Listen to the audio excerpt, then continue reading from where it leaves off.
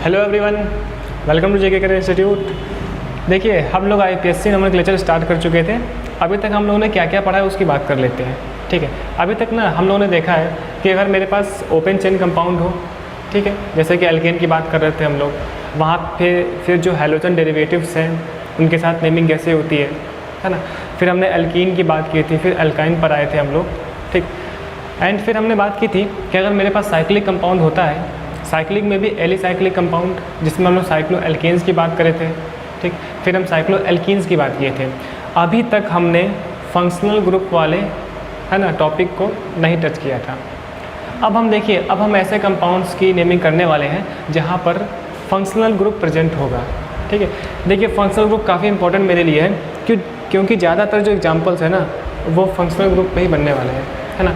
ऐसा बहुत ही कम चांस है कि आपको बिना फंक्शनल ग्रुप इंक्लूड किए हुए क्वेश्चन आए, ठीक है। कॉम्पिटिटिव एग्जाम्स में ऐसा ही होता है ज़्यादातर। वहाँ तो अच्छा खासा एरोमेटिक कंपाउंड को डिफरेंट फंक्शनल ग्रुप्स को मिक्स करके क्वेश्चन बनाए जाते हैं, है ना। चलिए, तो हमने दो ग्रुप देखे थे। अच्छा, नेमिंग का फंडा वही रहेगा। सबसे पहले secondary prefix, primary prefix, word root, primary suffix, then secondary suffix. अभी तक सेकेंडरी सफिक्स नहीं यूज़ हुआ था हमारी ज़िंदगी में, और सेकेंडरी सफिक्स कब यूज़ होता है, जब कोई फंक्शनल ग्रुप आता है ना। हमने दो ग्रुप पढ़े थे। एक तो हमने आर पढ़ा था। आर का मतलब क्या था, एल्काइल ग्रुप, ठीक है। एल्काइल ग्रुप ना फिजिकल प्रॉपर्टी के लिए रिस्पॉन्सिबल होता है ना। फिजिकल प्रॉपर्टी का मतलब होता है बॉइलिंग पॉइंट से, मेल्टिंग पॉइंट से, उसकी डेंसिटी से, है ना, ये सारे काम। तो आर का मतलब, आर फिजिकल प्रॉपर्टी के लिए रिस्पॉन्सिबल होता है। आर की जो वैल्यू है ना, आर का मतलब अगर एक मेथिल ग्रुप है ना, मेथिल है, एथिल है, कितना ज़्यादा बल्कि ग्रुप है, कितने नंबर ऑफ कार्बन्स एटम ज़्यादा है, उस बात पे डिपेंड करेगा कि बॉइलिंग पॉइंट क्या है उस कंपाउंड का, मेल्टिंग पॉइंट क्या है, या फिर डेंसिटी क्या है, या फिर सॉल्युबिलिटी की बातें हैं ना, वो सब की जाती है। अच्छा, एक और ग्रुप मेरे पास होता है जिसे मैं चिल्लाता हूँ फंक्शनल ग्रुप।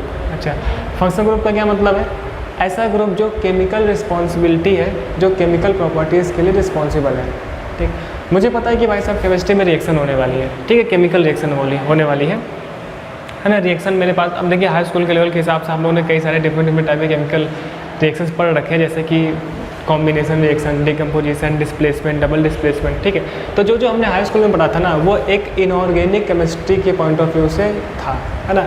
इनऑर्गेनिक केमिस्ट्री में वो सब बातें होती हैं, है ना। फिलहाल ऑर्गेनिक में पूरा फंडा अलग हो जाता है। यहाँ पर डिस्प्लेसमेंट रिएक्शन वाली बात हम लोग करते हैं, ठीक। अच्छा, हम आते हैं फंक्शनल ग्रुप पे, ठीक है। देखिए, मेरे पास क्या होगा ना, कंपाउंड होगा, रिएजेंट होगा, ठीक है, सबस्ट्रेट होगा, ठीक। ये सब वर्ड आपने शायद नहीं सुने हो, है ना। हमने अभी तक सुना था रिएक्टेंट, तो मेरे पास रिएक्टेंट होगा, ठीक है। जब केमिकल रिएक्शन होगी ना, तो इस रिएक्टेंट का कौन सा पार्ट रिस्पॉन्सिबल है रिएक्शन के लिए, तो जो मेरे पास ग्रुप ऑफ एटम्स हैं, या फिर जो मेरे पास ग्रुप है जो केमिकल प्रॉपर्टी के लिए रिस्पॉन्सिबल है, केमिकल रिएक्शन के लिए रिस्पॉन्सिबल है, उसे मैं क्या बोलता हूँ, फंक्शनल ग्रुप। फंक्शनल ग्रुप के ना नाम पे अभी तक हमने दो बंदे पढ़ चुके हैं पहले से। एक तो एल्कीन हमने पढ़ा था, एंड दूसरा एल्काइन। तो एल्कीन मेरे पास फंक्शनल ग्रुप था, एल्काइन भी क्या था, फंक्शनल ग्रुप, ठीक है। अच्छा, एक बात तो हमारी ज़िंदगी में, है ना, हमारे दिल में बैठ गई है कि जब भी फंक्शनल ग्रुप आता है तो काउंटिंग वहीं से होती है, चाहे दुनिया में कुछ भी हो जाए, हमें एल्काइल ग्रुप से कोई मतलब नहीं होता है, ठीक है। तो ये कहानी ना अब तब तक चलेगी जब तक अपन लोग फंक्शनल ग्रुप पढ़ते रहेंगे, ठीक है। तो काउंटिंग कहाँ से होगी भाई साहब, जहाँ से फंक्शनल ग्रुप स्टार्ट होता है। अगर फंक्शनल ग्रुप में कार्बन एटम है तो वहीं से स्टार्ट होगी। अगर कार्बन एटम नहीं है तो वो ग्रुप जिस कार्बन से अटैच है ना, उस कार्बन से काउंटिंग होगी। अच्छा, देखिए, इसमें दो बातें करते हैं, दो बात काफ़ी इंपॉर्टेंट है फंक्शनल ग्रुप को लेके। जैसे कि पहला हम बात करें, ठीक, इसको रफ कर दिया जाता है, कुछ कहना है। अब देखिए, इसका तो कुछ काम है नहीं, सब देखने के लिए लिखते हैं हम लोग।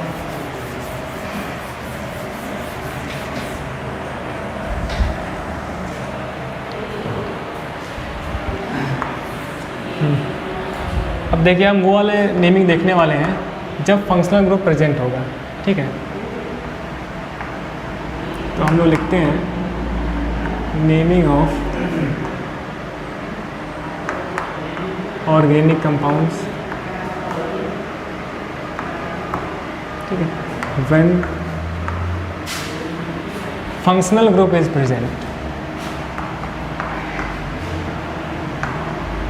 ठीक है। When functional group is present.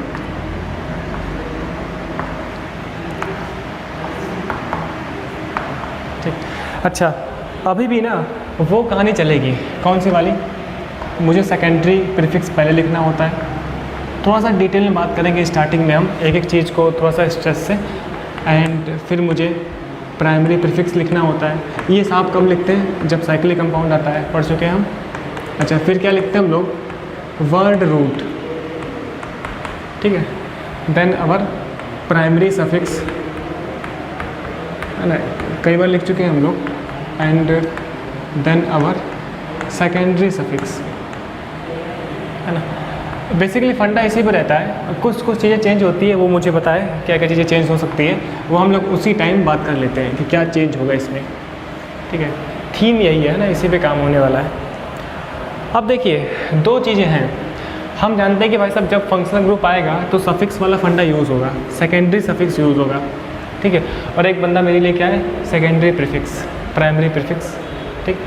तो मुझे दो बंदों से ज़्यादा मतलब है, एक तो प्रीफिक्स से मतलब है और दूसरा इस सेकेंडरी सफिक्स से मतलब है, ठीक है। होने क्या वाला है ना, जब तक मेरे कंपाउंड में एक ही फंक्शनल ग्रुप लगा है तब तक तो हमारी ज़िंदगी आसान है, तब तक कोई प्रॉब्लम नहीं है उस फंक्शनल ग्रुप के रिगार्डिंग। उस अब देखिए उसको हम FG बोला करेंगे शॉर्टकट में, उसको बोलते हैं हम लोग FG, ठीक है। तो अगर मान लीजिए कंपाउंड में एक ही FG लगा है तो उसके करस्पॉन्डिंग जो सेकेंडरी सफिक्स होगा वो हम लोग यूज़ कर लेंगे, है ना।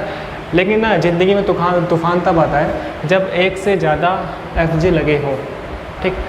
जब एक से ज़्यादा FG लगा होगा तो फिर एक कहानी है, मुझे देखना पड़ेगा कि कौन सा ग्रुप सीनियर है, ठीक है। तो इसमें सीनियर वाली कहानी है कि सीनियर जूनियर की। तो सबसे पहले मुझे ये पता होना चाहिए कि अगर मोर देन वन फंक्शनल ग्रुप लगे हैं किसी कंपाउंड में तो मुझे सबसे पहले तो ये देखना है कि सीनियर कौन है, ठीक है। अब सीनियर की एक मेरे पास सीरीज़ है, एक लिस्ट है ना, सीनियरिटी ऑर्डर जिसे हम बोलते हैं, तो वो मुझे याद होना चाहिए कि सबसे सीनियर ये बंदा है, उसके बाद ये, फिर ये, फिर ये, ठीक है। तो फिर दो कहानी, मान लीजिए दो FG लगे हुए, एक को मैंने बोला सीनियर है, तो जो सीनियर FG है ना उसके करस्पॉन्डिंग हम लोग सेकेंडरी सफिक्स लिखेंगे। अच्छा जो ग्रुप बच गया जूनियर वाला, एक तो बच जाएगा ना, उसके करस्पॉन्डिंग मुझे प्रीफिक्स लिखना पड़ेगा। क्या चीज़, प्रीफिक्स, क्योंकि तब वो प्रीफिक्स की तरह बिहेव कर रहा है। ऐसे मान लीजिए 3 लगे हुए हैं तो किसी एक को मुझे सीनियर बोलना पड़ेगा, तो उसके करस्पॉन्डिंग हम बात करेंगे सफिक्स की, सेकेंडरी सफिक्स की। जब जो बच गए ना उसके रिगार्डिंग हम क्या बात करेंगे, प्रीफिक्स की। तो अब देखिए दो कहानी फिर आती है यहाँ पर। इसका मतलब कि मुझे ये भी पता होना चाहिए कि सीनियर कौन है एंड उस ग्रुप के करस्पॉन्डिंग सफिक्स का नेम क्या है एंड प्रीफिक्स का नेम क्या है, ठीक है। तो 3 बातें इंपॉर्टेंट, सबसे पहले तो पता होना चाहिए कि इसमें कोई FG लगा है, दूसरी बात सीनियर कौन है, जूनियर कौन है, तीसरी बात सेकेंडरी सफिक्स में नाम क्या है ना, चौथी बात प्रीफिक्स में नाम क्या है। तो इस वजह से ज़्यादा चीज़ें हो जाती है हमारे पास। अच्छा ऐसा भी हो सकता है कि भाई साहब सफिक्स के नाम पे ना कोई फंक्शन ग्रुप 2 नाम रखता हो, है ना, जैसे कि घर का नाम अलग होता है, स्कूल का नाम अलग होता है, ठीक उसी तरीके से कुछ फंक्शनल ग्रुप में सफिक्स का 2 नाम होता है ना, तो वो डिफरेंट जगह यूज़ होते हैं, ठीक। ये 2 नाम का फंडा ना हमारे इस चैप्टर के हिसाब से, हमारे सिलेबस के हिसाब से इतना ज़्यादा नहीं है, कॉम्पिटेटिव पॉइंट ऑफ व्यू से ज़्यादा है, ज़्यादा वहाँ पर मैटर करता है।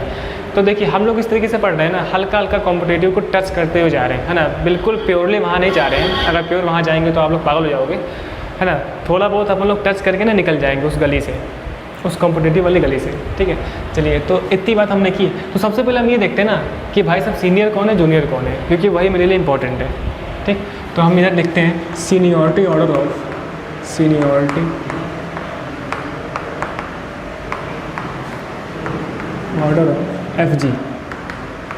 FG क्या होता है, इस पर सारी बातें कर ली, है ना। लिखने के लिए बुक्स में बहुत सारी चीज़ें लिखी होती है, आप पढ़ सकते हो। यहाँ पर केवल समझने का काम करते हैं हम लोग, ठीक। यहाँ मैं लिखता हूँ फंक्शनल ग्रुप, है ना, उसी को लिख रहा हूँ फंक्शनल ग्रुप। सबसे पहला जो बंदा है ना वो है COOH, जिसे मैं बोल रहा हूँ कार्बोक्सिलिक ग्रुप, ठीक है।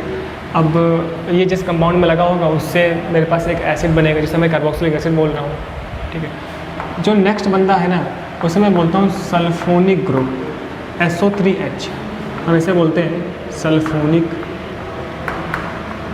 ग्रुप, Jp मतलब ग्रुप। थर्ड को बोलते हैं हम लोग एनहाइड्राइड ग्रुप, ऐसे लिखते हैं COO, मतलब CO का होल ट्वाइस O। इस चीज़ को मैं बोल रहा हूँ एनहाइड्राइड ग्रुप, ठीक है। इसके बाद जो बंदा आता है उसे हम बोलते हैं एस्टर, COO, इस तरीके से कुछ होता है। यहाँ R लगा होगा, RCOOR, है ना। दिस इज़ आवर एस्टर, ठीक। अच्छा, नेक्स्ट जो बंदा है ना उसे हम बोलते हैं COX। क्या बोलते हैं भाई साहब? COX, मतलब RCOX ऐसा होगा, एसिड हैलाइड। इसको हम बोलते हैं एसिड हैलाइड, एक ग्रुप की नेम है एसिड हैलाइड, ठीक है। नेक्स्ट जो हम बात करेंगे एमाइड, CuNH2 पर ये लगा हो तो इसे हम बोलते हैं एमाइड। हालांकि नाइट्रोजन कंटेनिंग कंपाउंड्स जो है ना, मतलब जिन कंपाउंड्स में नाइट्रोजन कंटेन कर रहा होगा, ये स्पेशल कंपाउंड्स होते हैं जो हम 12th क्लास में पढ़ते हैं, है ना। तो वहाँ पर नेमिंग हम अच्छे से करेंगे। यहाँ फिलहाल अभी हम थोड़ी सी बातें करेंगे। एमाइड के बाद हम देखते हैं साइनाइड, ठीक है। फिर हम देखते हैं, है ना, ऑर्डर ही है ये, NC आइसोसाइनाइड, ठीक है, साइनाइड, आइसोसाइनाइड। फिर इधर हम आते हैं 9th हम देखेंगे CHO, है ना, काफ़ी ज़िंदगी में आया ये, aldehyde group, aldehyde, keto group,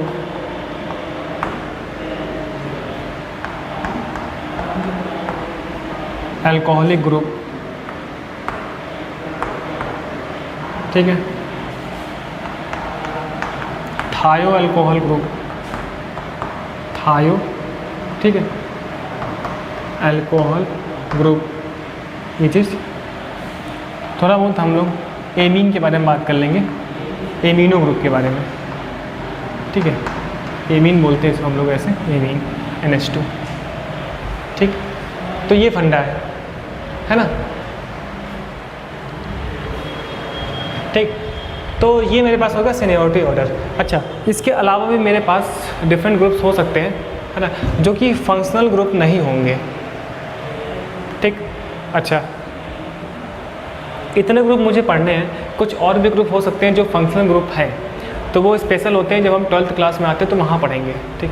इसके अलावा मुझे पता है कि कभी NO2 यूज़ हो, कभी हेलोजन यूज़ हो, कभी R अल्काइल ग्रुप यूज़ हो, कभी NO यूज़ हो।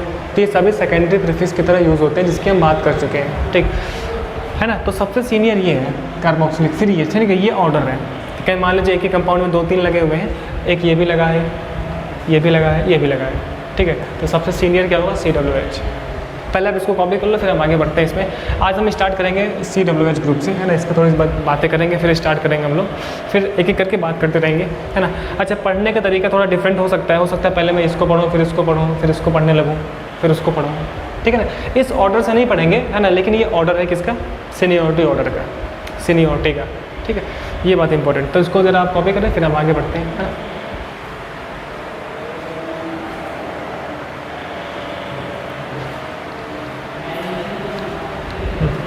इतनी कहानी हो गई ना। अब देखिए, अब हम फर्स्ट बंदे की बात करेंगे।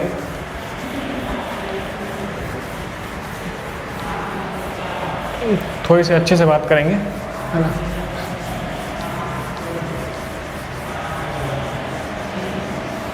देखिए, यहाँ पर जो भी चीज़ें हैं ना, हम थोड़ा सा बेसिक लेवल से पढ़ रहे हैं। हालांकि जो लोग यहाँ से पढ़े हैं उनको पता है कि कुछ चीज़ें रिपीट हो रही हैं हमारी ज़िंदगी में।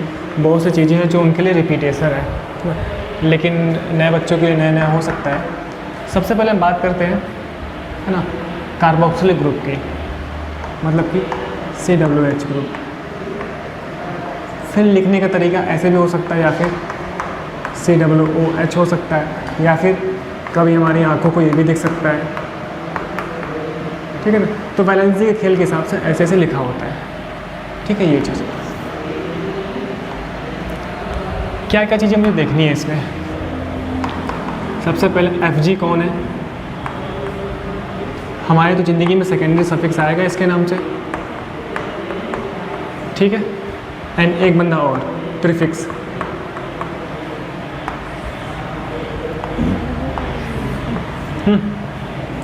अभी मेरे लिए Fg कौन है? COOH कार्बोक्सिल ग्रुप, ठीक है। या फिर समझ रहे हो आप COOH कहाँ गया, है ना। सेकेंडरी सफिक्स में दो यूज़ होता है। पहला मैं लिख रहा हूँ जो अभी तक मुझे पता है, ओइक एसिड। अभी तक हाई स्कूल के अकॉर्डिंग हम लोगों ने क्या लिखता है, ओइक एसिड, है ना। एक और होता है जिसे हम बोलते हैं कार्बोक्सिलिक एसिड, कार्बोक्सिलिक एसिड। तो दोनों नेमिंग जो है ना डिफरेंट यूज़ होता है, ठीक है। तो ये बात पता होना चाहिए, ये बात नहीं है हमारे लिए। अच्छा, प्रीफिक्स में नाम होता है इसका कार्बोक्सी, कार्बोक्सी, ठीक। तो अभी हमने कहा कि एक ही अपना बंदा ना दो तरीके से बिहेव कर सकता है। सीनियर होगा तो ये वाले नाम, अगर एज ए प्रीफिक्स यूज़ हुआ तो कार्बोक्सी, ठीक है। अच्छा, लेकिन कार्बोक्सिलिक एसिड के लिए कार्बोक्सिलिक ग्रुप के लिए एक थोड़ी सी बात इंपॉर्टेंट है कि सबसे सीनियर तो यही है ना। तो क्या ये जूनियर की तरह बिहेव करेगा? नहीं, जूनियर की तरह कभी बिहेव नहीं करेगा। सबसे सीनियर तो यही है ना। अच्छा, तो इसमें कार्बोक्सी नाम कब यूज़ होगा, अभी हम उस पर बात करते हैं, ठीक। अभी फ़िलहाल हम लोग एंट्री लेवल के जो एग्जांपल्स होते हैं उनकी बात करें तो आप देखो, सबसे पहले हम ये देखते हैं कि ओइक एसिड जब यूज़ होता है ना, नॉर्मल जितने भी हम लोग पढ़े ना अभी तक कंपाउंड, ओपन चेन वाले कंपाउंड, वहाँ पे क्या यूज़ होता है, ओइक एसिड, ठीक है। कार्बोक्सिलिक एसिड कब यूज़ होगा अभी हम बात कर रहे हैं। तो एक एक करके एग्जाम्पल देखते हैं, है ना। देखिए, मान लीजिए ऐसे लगा हो RCOOH, तो इसका हम नेम लिखेंगे, आयुपैक नेम लिखेंगे, क्या चीज़, एल्केनोइक एसिड।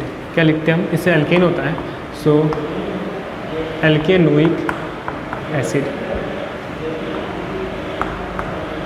ये नाम हो गया आयुपैक नेमिंग, ठीक। एग्जाम्पल देखते हैं, जैसे H लगाओ HCOOH, ठीक। तो काउंटिंग कहाँ होगी, काउंटिंग तो मेरी वहाँ से होनी है जहाँ पर फंक्शनल ग्रुप हो। Fg तो यहीं पे एक काउंट हो गया, ख़त्म, ठीक है ना। कोई साइड चेन वगैरह है, कुछ भी नहीं है, ठीक है। सो 1 कार्बन से तो मुझे पता है भाई साहब मेथ होता है, मेथ, ठीक है। अच्छा, कार्बन H के साथ सिंगल बॉन्ड से लगा है। अब समझ लो ना, सेकेंडरी प्रीफिक्स मैंने पहले लिखा, वर्ड रूट लिखा, फिर प्राइमरी सफिक्स। तो प्राइमरी सफिक्स तो एल्केन एल्कीन एल्काइन होता है, तो अभी तो सब जगह सिंगल बॉन्ड है, तो क्या हो गया, एन, तो मीथेन, है ना। अब मैं ये बात इंपॉर्टेंट है कि जब COOH ग्रुप लगा है तो इसके करस्पॉन्डिंग मुझे सेकेंडरी सफिक्स लिखना पड़ेगा। अच्छा, तो इसके लिए मैं क्या लिखता हूँ, ओइक एसिड लिखता हूँ ना, है ना। ओइक एसिड तब यूज़ होगा जब हम लोग ऐसे ओपन चेन कंपाउंड पढ़ रहे होते हैं तब, है ना। तो एल्केन, अच्छा 1 पे है तो मैं क्या लिखूँगा, 1 ओइक एसिड। लेकिन एक बात और इम्पॉर्टेंट है, अगर मात्र एक ही काउंटिंग हो, ओनली 1 काउंटिंग इज़ पॉसिबल। अगर मैं कहीं से भी काउंटिंग करूँ वो सेम पे आता है, तो मैं इस 1 को हटा सकता हूँ। तो इससे अगर मैं 1 को हटाऊँ तो मुझे लिखना पड़ेगा मीथेनोइक एसिड, मतलब मीथेन प्लस ओइक एसिड, है ना। तो एक बात यहाँ से और इम्पोर्टेंट कि एन आ रहा है, प्लस करना पड़ेगा मुझे ओइक एसिड, ठीक है। तो जब भी मैं इस तरीके से, ठीक है ना, primary suffix and secondary suffix को लिखता हूँ, एंड अगर ये वॉवेल है, वॉवेल पता ना, AEIOU, तो मैं इस E को हटा देता हूँ, मतलब मैं लिखूँगा ओइक एसिड, E को हटा के नोइक एसिड, मतलब मीथेन नोइक एसिड, मीथेनोइक एसिड, है ना, इस तरीके से। तो इसका क्या नाम हो गया, मीथेनोइक एसिड। मतलब लिखते वक्त E को हटा देना है, इस E को मुझे गायब कर देना है, मीथेनोइक एसिड, ठीक है ना, पहला आदमी। अच्छा, लेकिन मुझे पता है कि मेरे लिए कॉमन नेम काफ़ी इंपॉर्टेंट है। जितने कॉमन नेम बोर्ड पे लिख रहे हैं ना, बस उतने इंपॉर्टेंट है, उतने आपको याद होने चाहिए। कहोगे आप कितने ज़्यादा कॉमन नेम, तो इसका एक कॉमन नेम है ना, आपको पता ही होगा, फॉर्मिक एसिड, जैसे हम लोग बोलते हैं। तो ये सब काफ़ी ज़्यादा इंपॉर्टेंट है, जो यूज़ होता रहता है। कॉमन नेम क्या होगा, फॉर्मिक एसिड, ठीक है, ये चीज़। तो पहला ये हुआ, और देखते हैं हम लोग। अभी हम लोग ऐसे यूज़ कर रहे हैं स्ट्रक्चरल फार्मूला, बाद में अभी हम लोग बॉन्ड लाइन यूज़ करने लगेंगे, जो हमने पढ़ा था BLN।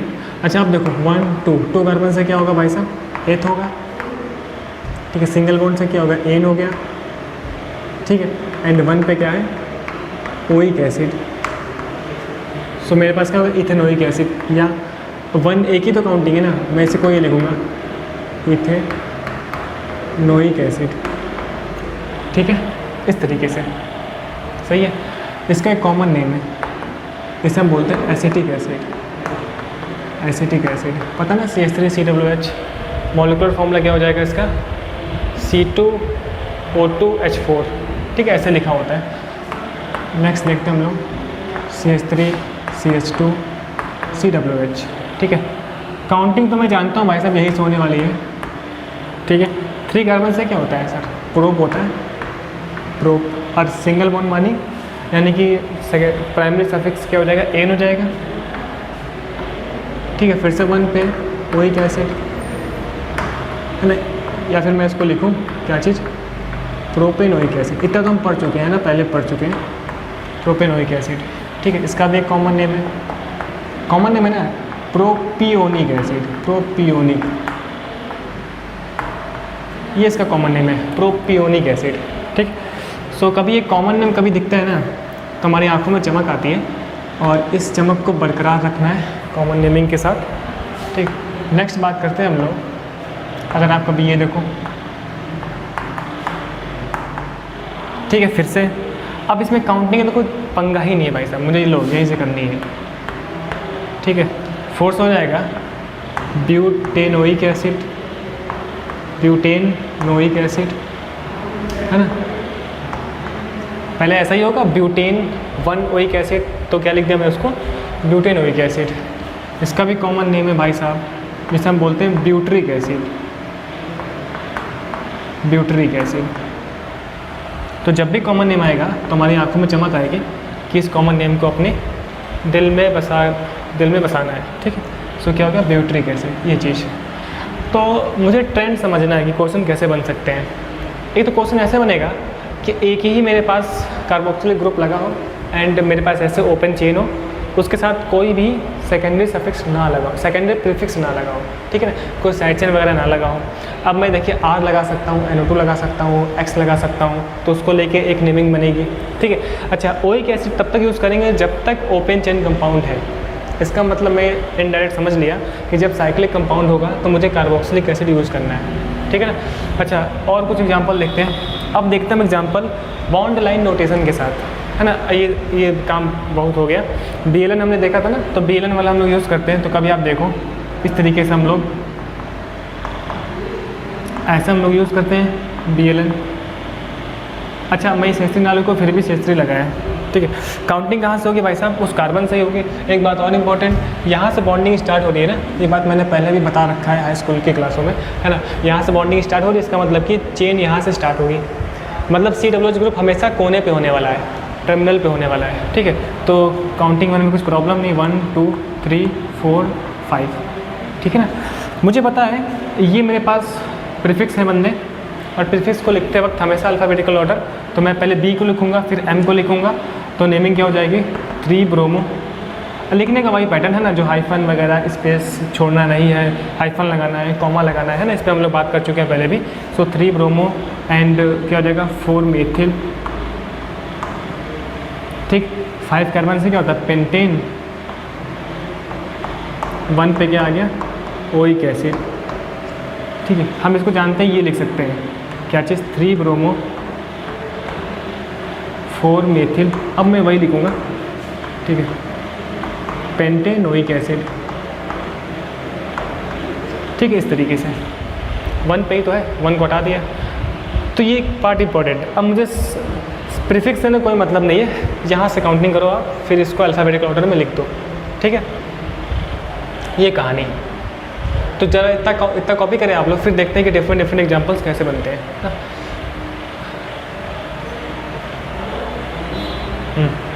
लिख लिया इतना। अब देखो, आप थोड़ा सा कहानी हम और आगे बढ़ाते हैं और देखते हैं क्या ज़िंदगी में बाहर आती है।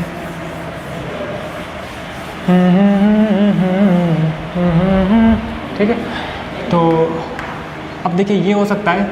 अब देखिए डिफरेंट फ़ोटो कैसे मुझे देखने को मिलती है, उसको ज़रा मैं देखूँ ना, तो कभी आपको ऐसा दिख सकता है कि क्या क्या क्या क्या क्या क्या क्या क्या हाँ,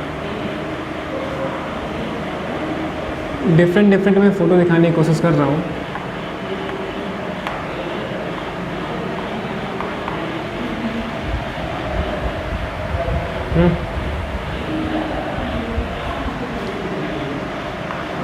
अब देखो ऐसे देख सकता है, तो आपको दिख रहा है यहाँ पर COOH यहाँ लिखा हुआ है, COOH, तो इस फॉर्म में लिखा होता है, तो आपको यहाँ पर पहचानना आना चाहिए। मतलब काउंटिंग कहाँ से होगी सर, यहाँ से हो जाएगी। कार्बन यही ना, कार्बन की तो काउंटिंग होती है 1 2 3 4 5 6, ठीक है, क्या हो जाएगा। तो यहाँ से अगर हम बात करें तो नेमिंग क्या हो जाएगी, प्रीफिक्स ये हो गया 5 क्लोरो, ठीक है, एंड 6 कार्बन से क्या होगा, हेक्सेन, और 1 पे क्या है, ओइक एसिड, तो हेक्सेन ओइक एसिड, ठीक है। सो 5 क्लोरो हेक्सेन ओइक एसिड ये। अब इसको लेके कई सारे एग्जांपल्स हो सकते हैं, ठीक है। फिलहाल मैं एक डिफरेंट एग्जांपल लेता हूँ। जैसे आप ये देखो, मान लीजिए यहाँ पे C भी लिखा है, कभी इधर ऐसे लिखा होता है, ठीक है। तो आपको दिख रहा है कि COOH लिखा है ये, ठीक है, COOH, मतलब कि यही मेरे पास FG लगे हुए हैं, तो उसको देख कर डरना नहीं है। काउंटिंग यहाँ से करो, वहाँ से करो, ठीक है, और यहाँ से करते हो तो 1 2 3 4 5 6, है ना। COOH केस में वही सब कहीं से भी करो, अगर ये 1 पे 6 पे तो यहाँ से ये 1 पे ये 6 पे, कोई मतलब नहीं बनता है। 1 2 3 4 5 6, ठीक। तो मैं देख रहा हूँ कि ये सब क्या है भाई साहब, प्रीफिक्स है, साइड चेन वगैरह है, तो लिखते हैं 2 टाइम है, तो 2,4 डाई ब्रोमो, 2 टाइम्स है ना, 2,4 डाई ब्रोमो, 6 से क्या हो जाएगा, हेक्सेन, ठीक है। अब देखिए 1 पे भी 6 पे 2 टाइम्स है, तो 1,6 है ना, 2 टाइम्स ग्रुप लगे हैं, तो क्या लिखता हूँ मैं, डाई ओइक एसिड, ये इंपॉर्टेंट, ठीक है। सो 2,4 die bromo hexane, 1,6 die oic acid, है ना। तो एक वैरायटी ये होती है। अब देखते हैं हम थोड़ा सा, है ना, एक एग्जांपल हम और देख लें, फिर हम डिफरेंट नेमिंग वाले पे आएंगे कि डिफरेंट नेमिंग में क्या क्या पंगे होते हैं, ठीक है। तो आप ज़रा देखना।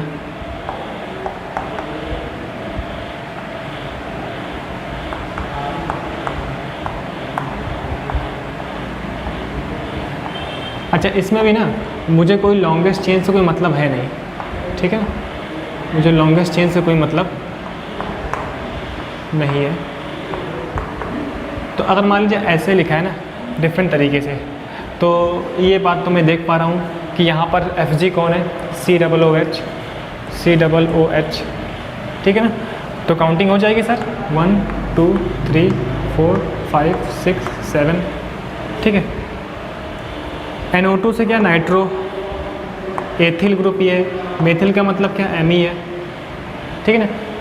कोई ये मत समझना कि कीटो ग्रुप लगा है, CO, कीटो नहीं लगा, ये COOH लिखा है, ठीक है ना, ये बात है। सो कैसे लिखता हूँ मैं, अल्फ़ाबेटिकल ऑर्डर ABCDEFGH है ना, तो E पहले आएगा, MN ऐसे आता है, तो आप लिख लो इसको। अच्छा, ऐसे लिखा होता है Me का मतलब क्या होता है, मेथिल, कभी आपको ना पता हो तो Me का मतलब होता है भाई साहब मेथिल, शॉर्टकट ये लिखते हैं कॉम्पिटिटिव वाले। ET का मतलब एथिल, बस यहीं पर यूज़ होता है ऐसा ही, तो डायरेक्ट लिखा होगा ET Me, ठीक। सो पहले E आता है, तो हम क्या लिखेंगे, 3 एथिल, ठीक है, एंड 5 मेथिल, 3 एथिल 5 मेथिल, ठीक है। 2 नाइट्रो, ठीक। 7 से क्या हो जाएगा, हेप्टेन, ठीक। 1,7 डाई ओइक एसिड, ये नेमिंग हो गई, समझे। तो इसका मतलब ये है ना कि ओपन चेन को लेके बहुत सारे एग्जांपल्स बनाए जा सकते हैं, R लगा के, X लगा के, है ना, NO लगा के, NO2 लगा के। तो ये एग्जांपल्स बस इंपॉर्टेंट मुझे ध्यान रखना है कि ABCDEFGH MNOP मुझे अल्फ़ाबेटिकल ऑर्डर में ही लिखना है, ये बात इंपॉर्टेंट है। एंड यहाँ पे ना हेप्टेन, एन प्राइमरी सफिक्स मत भूलना, ठीक है। उसके बाद तो डाइओइक एसिड, अपना फलाना ढिमका जो चित्ते लगे हैं, ये चीज़, ठीक है। तो पहले एग्जांपल्स ना, पहली वैरायटी ये होती है जहाँ पर हम लोग ओइक एसिड यूज़ कर रहे होते हैं, सेकेंडरी सफिक्स, ठीक है। अच्छा, कार्बोक्सी कब यूज़ होगा एंड कार्बोक्सिलिक एसिड कब यूज़ होगा, उस पर हम आते हैं ना। आज ये वाला पार्ट ख़त्म करते हैं, फिर हम लोग स्टार्ट करेंगे नया वाला। ठीक, तब तक हम कॉपी करो। ठीक है, ये कॉपी हो गया, आगे बढ़ते हैं, हम देखते हैं क्या है।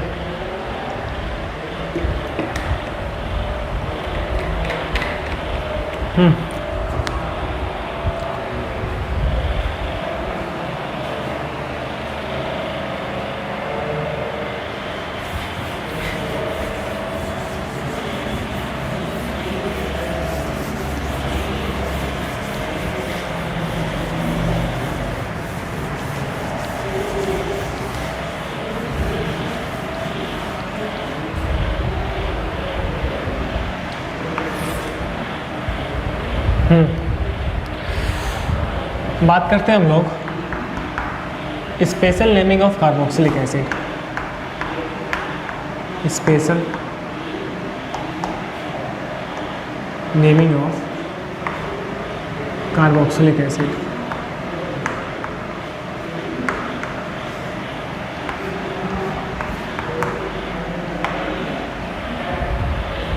ठीक, चलिए, फंडा क्या है, स्पेशल नेमिंग कब यूज़ होगा। स्पेशल नेमिंग पर ना हम सेकेंडरी सफिक्स यूज़ करने वाले हैं।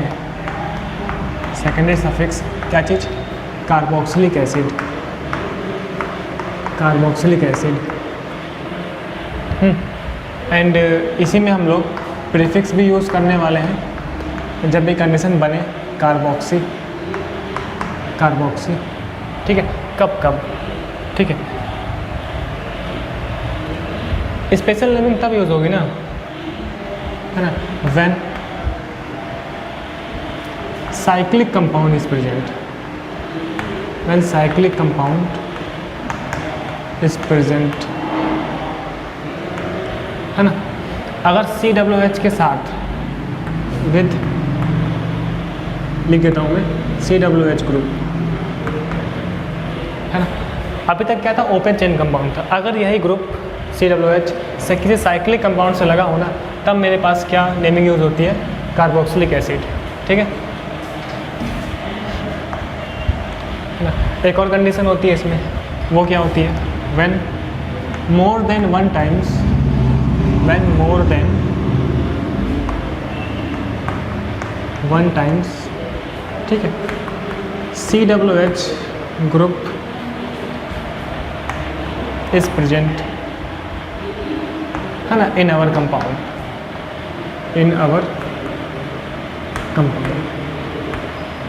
तो मोर देन वन टाइम्स, है ना, मतलब कि अगर 2 टाइम यूज़ होगा तो क्या कर सकते हैं, हाँ कर सकते हैं, बात करेंगे हम लोग। ठीक है, किस तरीके से। तो कार्बोक्सिलिक एसिड यूज़ होने के लिए 2 कंडीशन है। पहली क्या चीज़, साइक्लिक, कोई साइक्लिक कंपाउंड हो। दूसरा क्या चीज़, अगर मोर than one times COOH group present होता है तब। ठीक है, तो सबसे पहले हम ये वाला एग्जाम्पल देखते हैं, सेकंड वाले पे बेस्ट एग्जाम्पल करते हैं। ठीक, तो आप देखो ज़रा यहाँ पे, अगर मैं कुछ ऐसा कंपाउंड लिखूँ ना कि जैसे आप देखो CH2 COOH, CH COOH, CH2 COOH, ठीक है। सबसे पहले हम यूज़ करते हैं ओइक एसिड। अब देखिए यहाँ पर 2 तरीके से नेमिंग होगी। एक तो वाला जब हम ओइक एसिड यूज़ करते हैं, दूसरा कौन सा, जब हम कार्बोक्सिलिक एसिड यूज़ करेंगे। ठीक, नॉर्मल जो हमने अभी तक पढ़ा है ना, उसके अकॉर्डिंग अगर हम बात करें तो हम काउंटिंग ही करते हैं, 1 2 3 4 5। ये होगा क्या 1 2 3 4, नहीं, मुझे पता है ना कि मुझे उस पाथ पे चलना है जहाँ पर ज़्यादा से ज़्यादा फंक्शनल ग्रुप्स पड़े एंड साथ ही साथ लॉन्गेस्ट कार्बन आइटम की चेन भी हो। ठीक है, तो मेरे पास काउंटिंग ये होगी 1 2 3 4 5। अब आप देखो, अब ये COOH बच गया, मतलब कि अब ये हमारे लिए एज अ प्रीफिक्स वर्क कर रहा है। तो इस केस में मुझे प्रीफिक्स वाला नाम पता होना चाहिए था, जो कि क्या है, कार्बोक्सी। ठीक, एक और इसकी नेमिंग होगी, पहले हम इसको देख लेते हैं। ठीक, तो मैं जानता हूँ कि भाई साहब पहले मुझे प्रीफिक्स को ही लिखना होता है, तो हम क्या लिखेंगे, 3 कार्बोक्सी, थर्ड पे लगाया ना 3 कार्बोक्सी। ठीक, अब स्टार्ट होता है वर्ड रूट वाला मामला। ठीक है, 5 से मैं जानता हूँ भाई पेंट होता है। ठीक है, 5 से पेंट हो गया, सभी सिंगल बॉन्ड से, मतलब कि प्राइमरी सफिक्स क्या हो गया, एन हो गया, क्या हो गया, एन हो गया, है ना। अब देखिए, अब मेरे पास सेकेंडरी सफिक्स यूज़ होगा। ठीक, क्या यूज़ होगा, देखो 1 पे और 5 पे तो क्या लिखते हैं हम लोग 1,5, 2 टाइम्स है तो क्या लिखेंगे हम लोग डाइओइक एसिड। ठीक है। अच्छा सर इसमें तो मेरे पास कार्बोक्सिलिक एसिड यूज़ ही नहीं हुआ। ठीक है।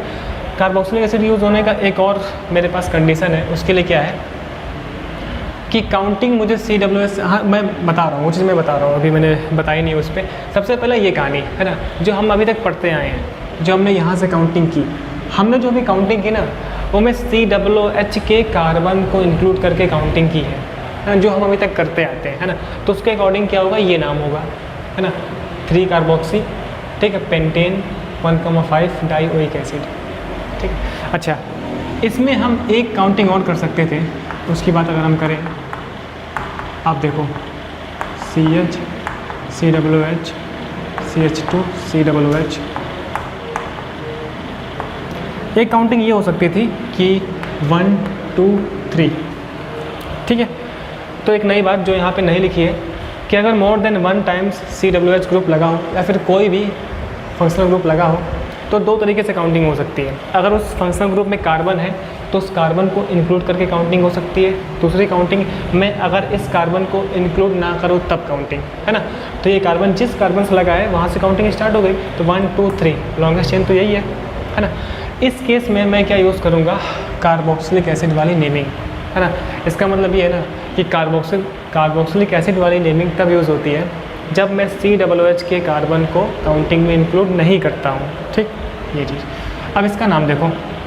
अच्छा क्या ये तीनों प्रीफिक्स है क्या?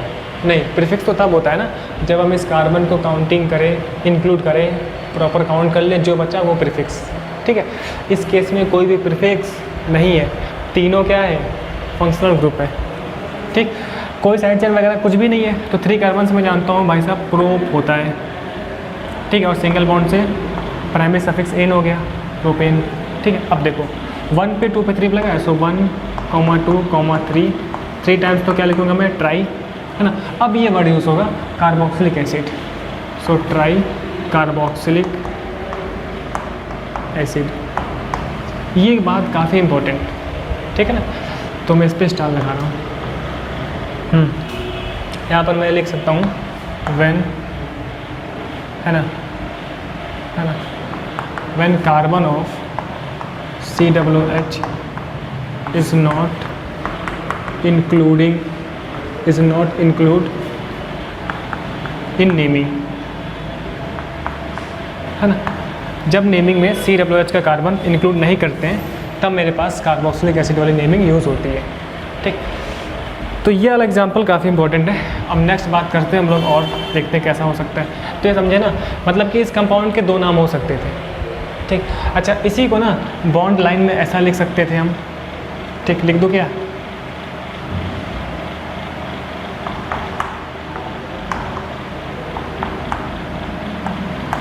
देखो, ठीक है, 1 2 3, सो 1 2, यहाँ पे देखिए 3 है ना।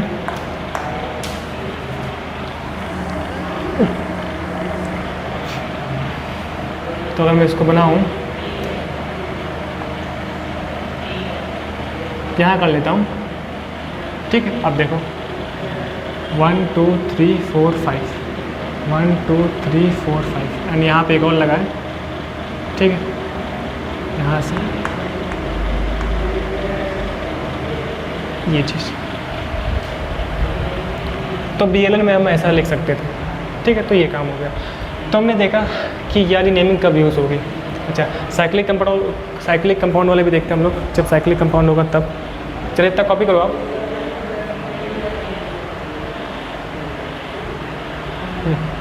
लिख लिया।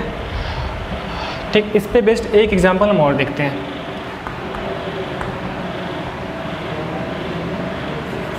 मैं एक एग्जांपल और बनाता हूँ, थोड़ा सा डिफरेंस समझाने के लिए। अच्छा मुझे है ना काउंटिंग करते वक्त इस कार्बन को इंक्लूड करना ही है, अपनी तरफ से हम छोड़ेंगे नहीं, है ना। छोड़ के एक नेमिंग हो सकती है जो हमने देखा, है ना।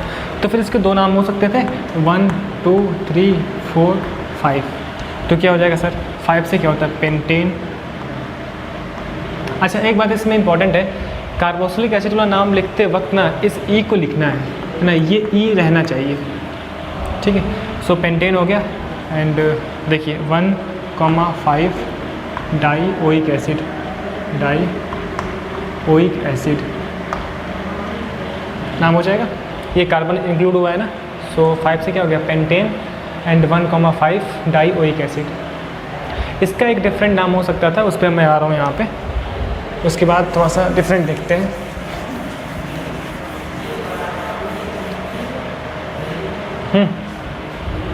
तो इसका एक अनदर नेम अब देखना ज़रा।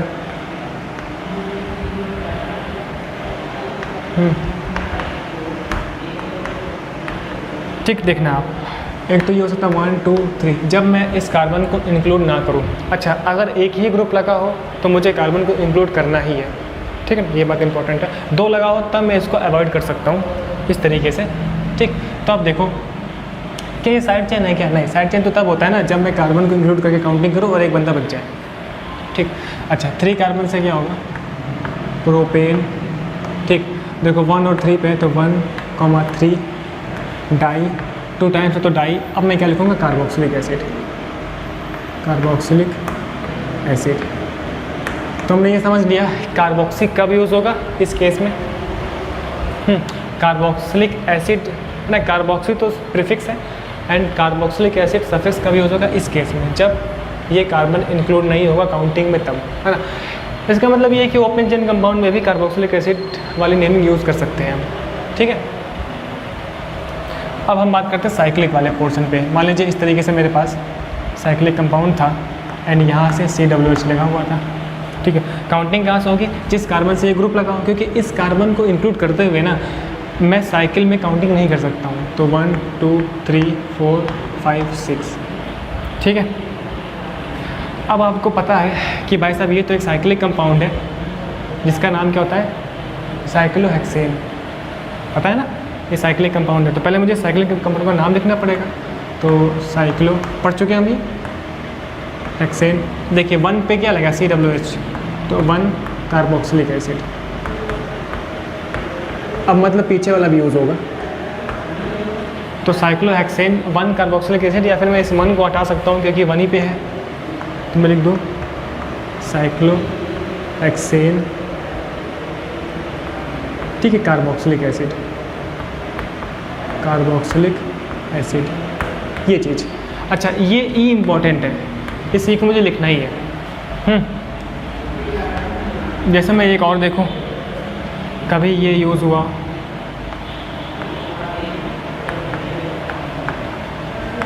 दिख रहा है ना, काउंटिंग कहाँ से होगी? यहाँ से हो जाएगी 1 2 3 4 5, यहाँ से भी 1 और 2 सब सेम है ना। तो देखिए ये क्या है? साइक्लोपेंटेन है। तो अगर मैं लिखूँ इसको साइक्लोपेंटेन, ठीक। 1 और 2 पे लगे हुए ग्रुप्स, तो मैं बोलूँगा 1,2, 2 टाइम्स है तो डाई एंड अवर कार्बोक्सिलिक, यहाँ लिख रहा हूँ कार्बोक्सिलिक एसिड, ठीक है। तो ये बात इंपॉर्टेंट है, पहले इसका नाम जो हम पहले पढ़ चुके हैं, ठीक है, फिर इसका नाम तो साइक्लोपेंटेन है ना, 1,2 डाई कार्बोक्सिलिक एसिड। अब देखिए तो यहाँ पर कई सारे एग्जांपल्स हो सकते हैं। अगर मैं और एग्जांपल देखूँ, है ना, कुछ डिफरेंट, जैसे कि ये देखो आप ऐसे लगा हो COOH, ठीक है, Br, ठीक। तो काउंटिंग तो यहाँ सही होगी। 1 2 यहाँ चलो या फिर 1 2 यहाँ चलो, सब सेम ही है। अब आप देखो, अगर ये ग्रुप ना होता तो मैं इसको पढ़ चुका हूँ, ठीक है ना। प्रीफिक्स मेरे पास क्या है? Br लगा हुआ है 2 और 3 पे, तो मैं इसको बोलूँगा भाई साहब 2,3, ठीक है, डाई ब्रोमो, है ना। एंड ये क्या है? साइक्लोप्रोपेन,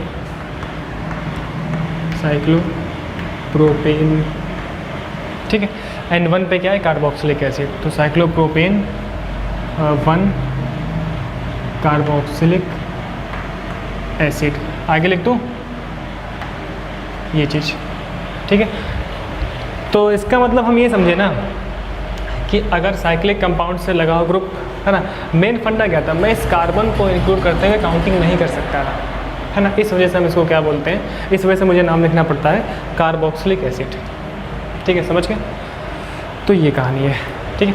तो आज के लिए तब तक इतना ही रखते हैं। अच्छा, इसमें कुछ बातें और भी हैं, कुछ जर्नल मेरे पास कार्बोक्सिलिक एसिड्स होते हैं जिनके नेम मुझे पता होने चाहिए, वो हम बात करेंगे नेक्स्ट लेक्चर में। एंड नेक्स्ट लेक्चर से एक और फंक्शनल ग्रुप पे हम बात करेंगे, फिर उस पर हम एग्जाम्पल्स देखेंगे, ठीक है ना। चलिए, तब तक के लिए बहुत बहुत थैंक यू, मिलते हैं नेक्स्ट लेक्चर में।